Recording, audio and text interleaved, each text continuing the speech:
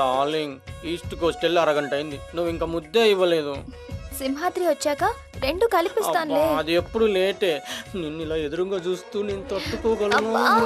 ఆగు, ఏంటి సరసంలో Coromandel express అయిపోతున్నావు? Coromandel express కదే రాజధాని, అది ఆగదు నేను ఆగను.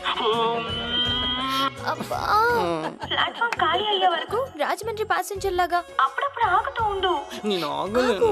ఏంటి బయట లాగుతున్నా? మా మూలసంక స్టేషన్ మాస్టర్ చూసారంటే ఏడుస్తాడు. ఇప్పుడు వారి గురించి ఎందుకు?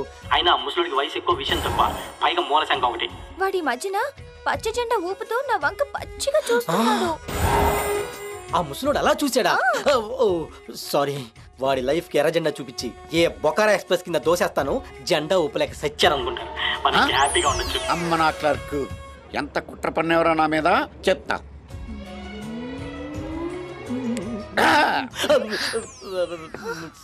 సార్ మీరేంటి సార్ ఇలా వచ్చారు?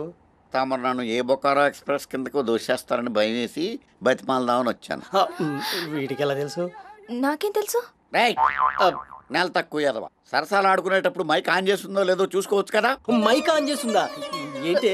నేను ఆపేనే. ఆపిందంట కదండి. నేనే ఆన్ చేశా, మీ రొమాన్స్ ఎఫ్ఎం లా వినిపించి ప్యాసింజర్లకు ఎంటర్టైన్మెంట్ చేద్దామని. ఓహో.